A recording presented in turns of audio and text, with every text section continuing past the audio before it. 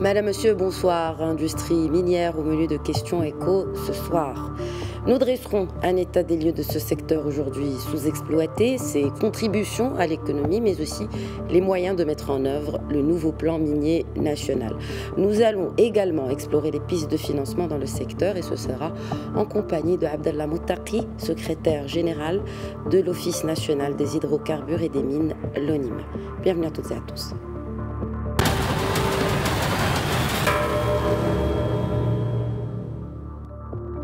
Mais avant de joindre notre invité, je vous laisse avec ce papier de Younes Benzineb qui revient sur les principaux éléments du plan minier national présenté tout récemment par la tutelle. Le Maroc est un immense gisement d'opportunités minières, mais ce potentiel est encore sous-exploité. Dans ce contexte, le ministère de l'Énergie, des Mines et de l'Environnement a inscrit son nouveau plan d'action 2021-2030. Un nouveau chantier qui vient apporter des ajustements à la stratégie minière 2013-2025. Son objectif, redynamiser le secteur et surtout renforcer la professionnalisation des opérateurs miniers. Pour y arriver, 4 piliers stratégiques sont à aborder. D'abord, le développement d'un tissu d'acteurs compétitifs, la refonte de l'organisation institutionnelle du secteur, ensuite le renforcement de son impact social et l'adaptation du cadre législatif des moyens financiers et fiscaux aux nouvelles ambitions. Les piliers sont déclinés en 21 axes de développement à partir desquels découlent 58 leviers et 127 actions garantissant l'opérationnalisation de cette feuille de route. L'importance du secteur dans l'économie est perceptible à travers sa part dans le produit intérieur brut qui a avoisiné 10% en 2017, estime le ministère de tutelle. Le Royaume dispose de 73% des réserves mondiales du phosphate et occupe les premiers rangs en Afrique et à l'échelle mondiale pour la production de plusieurs substances. Et j'ai à présent le plaisir d'accueillir depuis Rabat par Skype Abdallah Mottaqi, secrétaire général de l'Office national des hydrocarbures et des mines. Bonsoir, professeur Mottaqi, merci beaucoup d'être avec nous ce soir. Bonsoir, Madame Ihsan, et je vous remercie pour votre invitation.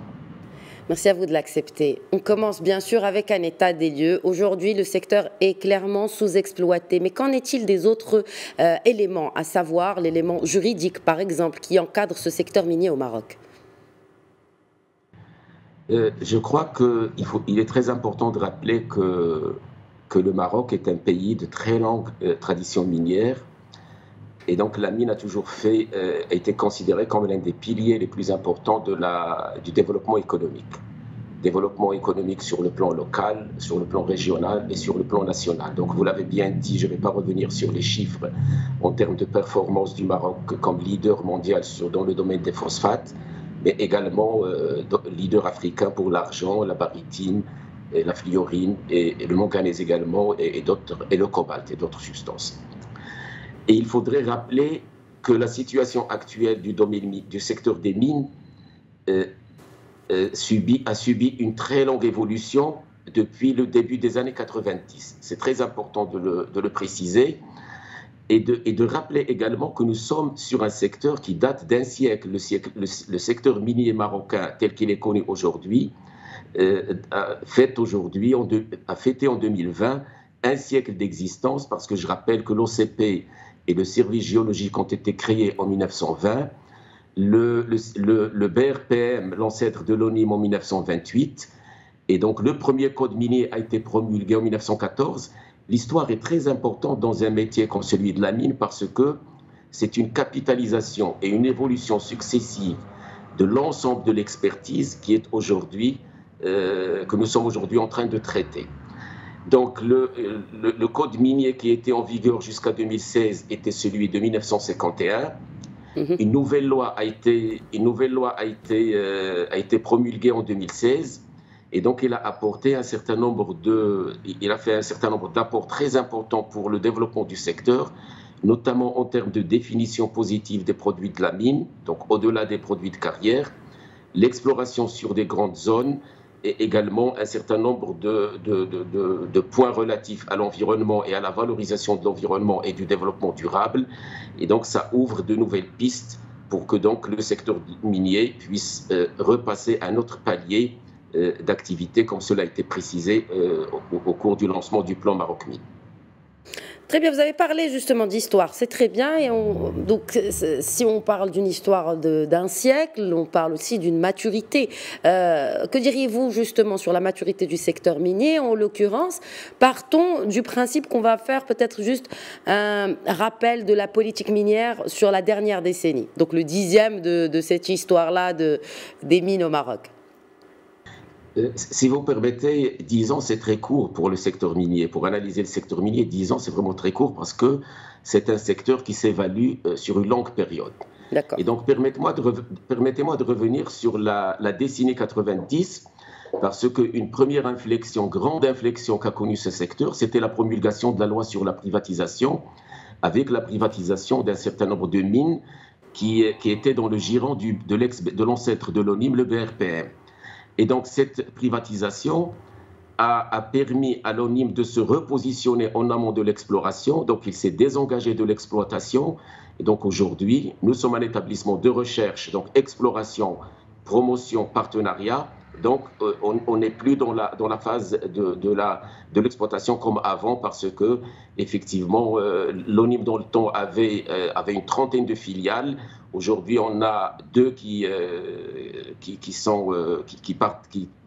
donnent d'excellents résultats financiers et une bonne performance minière.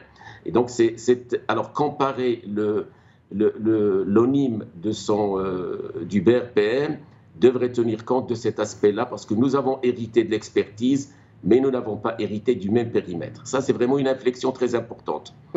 Ensuite, donc, il y a eu un certain nombre de jalons que je vais énumérer sans rentrer dans le détail, parce qu'il faut beaucoup de temps pour les expliquer. Décennie 90, lancement du plan national de cartographie géologique, parce que l'activité minière se base sur une donnée géologique, et l'enjeu, c'est la qualité de la donnée et son accessibilité. Aujourd'hui, nous avons un bon taux de couverture en carte géologique, géophysique, pas tellement en géochimie, mais l'ensemble des zones minières favorables ont été couvertes. Et donc, la donnée, donc l'enjeu aujourd'hui, c'est la qualité et l'accessibilité. Et c'est l'un des points sur lequel le plan Maroc Mines a donné de nouvelles orientations. Ensuite, il y a eu la stratégie de 2013. Et comme vous l'avez dit dans votre présentation, elle a été revue dans le cadre de la mise en place de ce plan minier Maroc à échéance de 2030. Et puis, il y a bien entendu les données, les impératifs du développement durable, parce que ça aussi, c'est un jalon très important. Et là, je voudrais le dire de manière très synthétique, c'est que le secteur minier, comme l'ensemble des secteurs industriels, se positionne sur la trajectoire du développement durable, trajectoire, comme vous le savez, sur laquelle le Maroc se place aujourd'hui sous la conduite éclairée de Sa Majesté le roi Mohammed VI, que Dieu l'assiste. Et donc, il y a 2 aspects dans cette question de la durabilité liée au secteur minier. D'abord, il y a tout ce qui est loi, et vraiment qui constitue pour nous un socle qui n'est pas négociable, les études d'impact sur l'environnement et l'acceptabilité sociale pour ouvrir de nouvelles mines. Mais il y a également, et c'est très important pour la durabilité, tous les aspects et toutes les initiatives volontaires des opérateurs miniers, qu'elles soient liées à la gestion des ressources naturelles, notamment énergétiques et hydriques, mais également la gestion des déchets et les relations avec les communautés, parce que cette durabilité permet donc une territorialisation réussie d'une mine, parce que nous le savons, les mines se trouvent dans des milieux généralement enclavés, et donc une bonne relation avec les communautés locales aidera donc à la réussite et au succès de cette industrie. Puisque vous évoquez cela, parce que généralement, quand on parle de la contribution du secteur minier, notamment social, et vous avez parlé de développement durable, notamment sur l'environnement, il y a comme une image un peu entachée par rapport à d'autres secteurs industriels, parce qu'on parle d'industrie minière finalement. Alors, est-ce qu'il y a eu une évolution positive par rapport à ces contributions-là, selon vous, pour le secteur minier au Maroc, professeur Mottaqi ? Je vous remercie de poser cette question, parce qu'on en débat tellement au niveau de la Fédération de l'industrie minérale. Et la question était comment améliorer l'image du secteur minier. Et l'amélioration du secteur minier ne peut passer que par l'analyse de ses impacts. C'est-à-dire qu'il faut maximiser les impacts positifs, donc économiques et sociaux, et minimiser les impacts négatifs, notamment sur le plan environnemental. Et donc, il y a vraiment une feuille de route de la Fédération de l'industrie minérale pour que l'ensemble des opérateurs intègrent les bonnes pratiques minières et les standards internationaux à ce niveau-là. Donc, nous avons les opérateurs miniers marocains qui ils sont généralement, ils ont reçu et reçoivent de manière renouvelée le label responsabilité sociale de la CGEM, ça c'est un indicateur. Et puis il y a également l'ensemble des bonnes pratiques qui sont partagées et les mêmes valeurs partagées par l'ensemble des opérateurs sur le plan des bonnes relations communautaires et des ressources naturelles. Donc je reviens encore une fois sur cet aspect de ressources naturelles parce qu'aujourd'hui, la tendance c'est que les grands opérateurs miniers utilisent des énergies renouvelables et des champs éoliens de production d'électricité verte pour leur exploitation minière. Ils ont également des plans eau pour la gestion de la ressource hydrique. Et donc aujourd'hui, je peux vous dire que les performances sont très importantes, notamment pour un grand groupe tel que celui de l'OCP par exemple. Pratiquement 100% de l'utilisation d'énergie provient elle est d'origine verte et pratiquement il n'y a plus d'utilisation de l'eau de surface, de l'eau douce. Donc tout est recyclé et c'est vraiment cette économie circulaire au niveau d'un secteur qui est généralement mal interprété, mal vu, mal évalué sur le plan environnemental qui nous permet aujourd'hui de cibler la pérennité de ce secteur et d'avoir de bonnes relations avec les communautés locales. Et donc, je passe sur un certain nombre d'actions liées à la santé, liées à la formation, liées à l'éducation des jeunes, l'éducation et le rôle de la femme également dans le monde rural. Donc, je pense que le Maroc complète la maturité de son secteur par une modélisation des relations avec les communautés et donc cette triptyque d'impact économique, social et environnemental. On dit pour l'impact économique qu'il est sous-exploité. On parle autour de 10% du PIB, l'apport de ce secteur minier. Déjà, l'est-il réellement? Est-ce qu'on peut dire que c'est sous-exploité ou plutôt qu'il y aurait des niches à exploiter ou à explorer davantage afin d'en tirer plein profit? Je crois que c'est un secteur, comme je l'ai dit au début, très important. Vous avez dit 10%, ce n'est pas négligeable, 10% dans le PIB d'une nation. Et il y a deux questions, et la question se pose à deux niveaux. D'abord, il y a la production minière nationale, elle fait aujourd'hui autour de 34 millions de tonnes de phosphate. Donc, comme je l'ai dit, leader mondial sur cet aspect-là. 2,5 millions de tonnes pour les autres substances. L'argent, le cuivre, le plomb zinc, le manganèse, le selgem, quelques d'autres argiles, la fluorine, la barytine, etc. Mais quand on dit qu'il est sous-exploité, ce n'est pas tellement. Il faut à un certain moment, il faudrait comprendre que le Maroc, avec cette tradition minière, l'ensemble des gisements qui affleurent, donc qui arrivent à la surface, et qui sont relativement faciles à découvrir, ont été découverts. À part les provinces du Sud, sur lesquelles l'ONIM s'investit depuis 2002-2003, où nous faisons aujourd'hui, nous avons fait des découvertes d'une nouvelle province de terres rares, niobium, tantal et d'autres métaux. Mais pour le reste du Maroc, les travaux d'exploration ont été tellement très importants qu'aujourd'hui, s'il faut cibler de nouveaux gisements, il faut aller sur des profondeurs de plus en plus importantes et ça requiert une technicité, ça requiert des investissements et ça requiert également le focus sur la phase exploration qui est très risquée, très capitalistique et sur laquelle aujourd'hui au Maroc, l'ONIM est le principal catalyseur et le principal acteur de cette phase très risquée. Donc, la sous-exploitation du secteur, à mon avis, reste sur le plan de la recherche pour cibler les gisements cachés et donc à des profondeurs de plus en plus importantes. mais également la professionnalisation des acteurs miniers, parce que n'oublions pas que quand on regarde les chiffres, je pense que si on a 650 entreprises aujourd'hui qui détiennent des permis à l'échelle nationale, 13 seulement sont de grandes structures. Donc il y a le groupe Managem, la CNT, Managem et ses filiales, la CNT, il y a les filiales de l'ONIM, il y a l'ONIM, mais les autres, plus que 95%, sont des petites et moyennes entreprises, sinon très petites entreprises.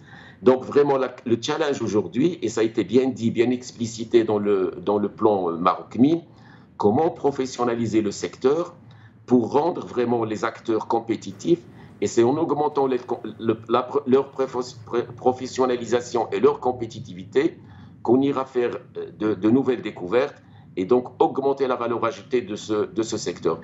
Mais nous avons un secteur qui est mature, qui peut servir de modèle sur l'organisation parce que les rôles sont bien partagés entre l'État, le secteur privé et la Fédération de l'industrie minérale. Et donc, nous avons également une certaine autonomie vis-à-vis du capital humain. Toutes les mines aujourd'hui tournent par du personnel marocain à 100%. Et ça, je pense, ce sont des réalisations qu'il faudra souligner. Il y a également l'organisation de filières. Nous connaissons tous les réalisations mondiales du groupe OCP.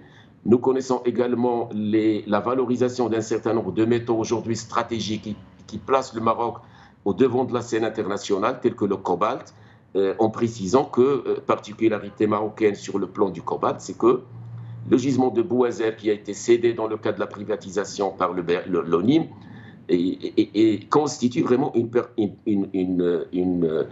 une particularité géologique dans la mesure où c'est le seul gisement mondial où le cobalt est primaire, et donc c'est le minerai primaire qui est exploité, et donc c'est le minerai principal, parce que dans les Copperbelt de Zambie ou de la République démocratique du Congo par exemple, le cobalt est une substance secondaire et c'est un sous-produit du cuivre, donc mine de cuivre avec cobalt comme sous-produit, alors que Bouazer reste quand même cette curiosité géologique, et sincèrement c'est une excellente curiosité. Parmi les prérequis, vous avez parlé de professionnalisation. Moi, j'ai envie également d'évoquer avec vous peut-être une réorientation. Vous avez parlé de ces métaux et ces minéraux qui ont une plus forte valeur ajoutée. Est-ce qu'on ne devrait pas réorienter les investissements futurs vers ces mines-là et vers ces niches-là de gisements, en l'occurrence avec plus de valeur ajoutée ?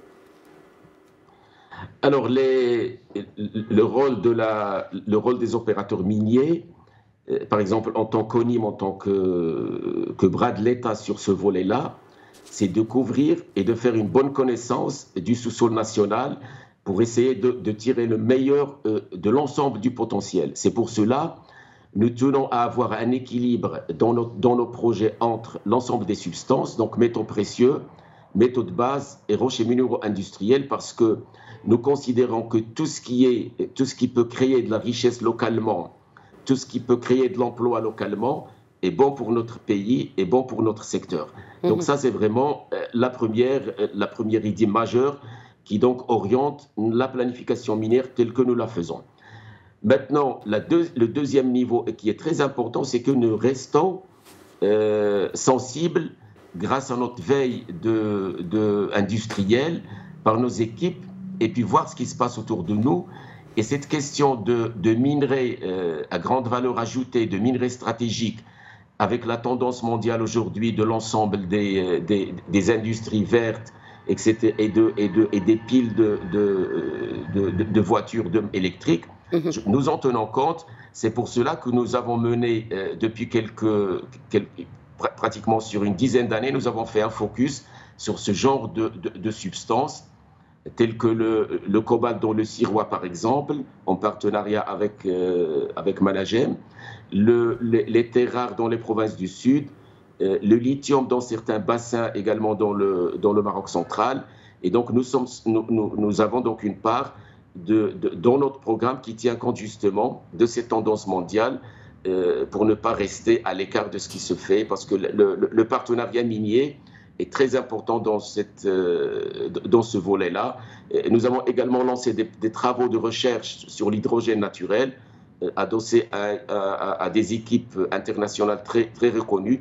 Donc je pense que la diversification est très importante pour nous, en tenant compte, quand elle est adossée à une veille technologique et une veille des marchés également. Alors, partenariat aussi dans le financement. Alors, partenariats internationaux, mais il y a aussi cette question des PPP. On en est où au Maroc? Comme je l'ai dit, l'une des missions de l'ONIM, c'est le développement de partenariats. Donc, oui, nous faisons de l'exploration. C'est une exploration au service du partenariat. Notre rôle, donc, c'est de découvrir des indices et puis de les développer avec le secteur, avec les opérateurs privés, justement dans le cadre de ce PPP. Nous sommes vraiment dedans.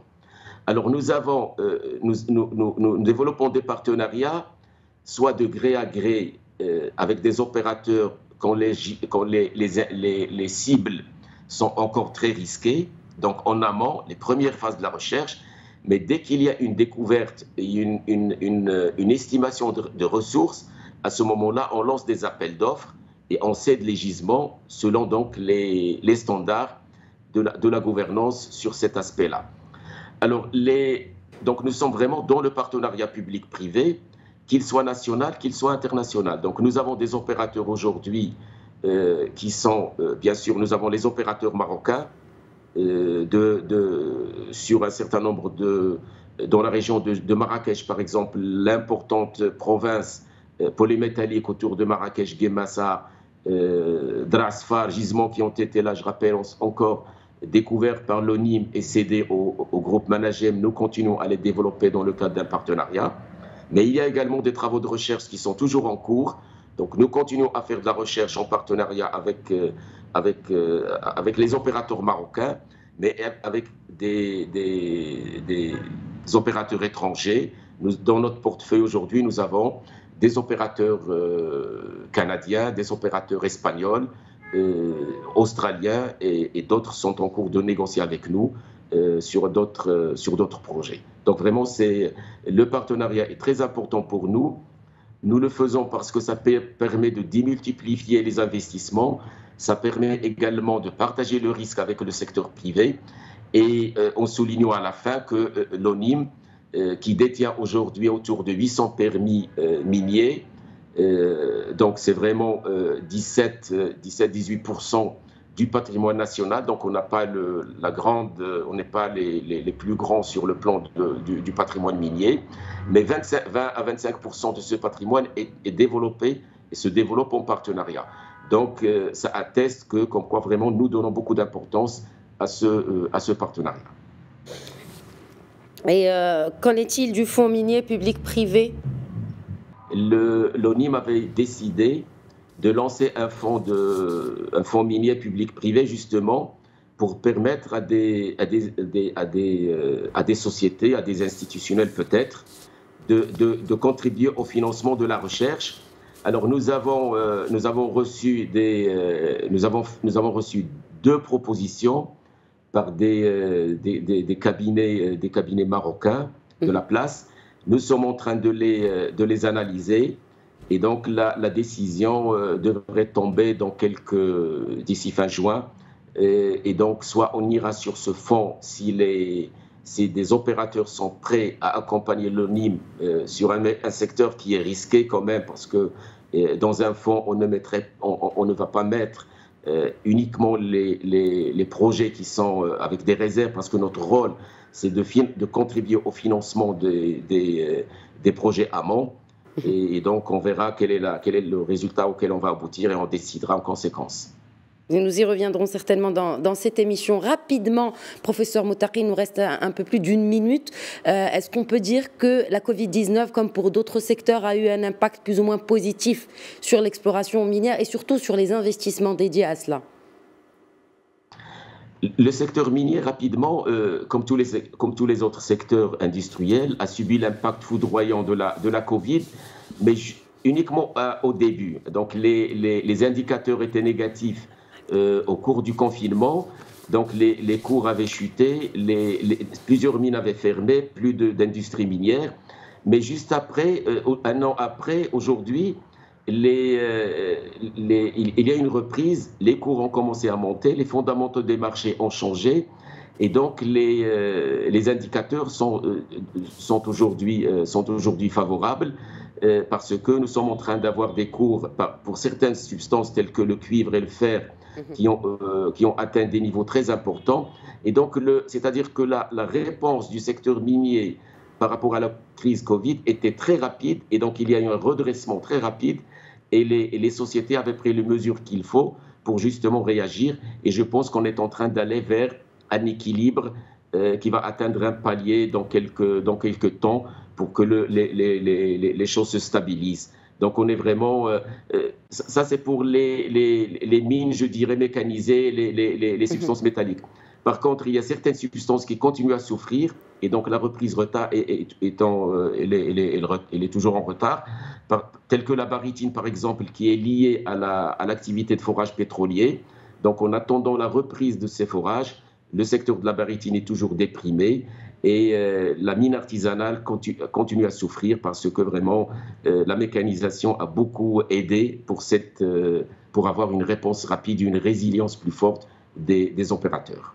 Merci beaucoup, professeur Abdelhamid Taqi, secrétaire général de l'Office national des hydrocarbures et des mines. Merci d'avoir répondu à nos questions. Merci à vous. Voilà, c'est la fin de Question Éco. Très bonne soirée à tous.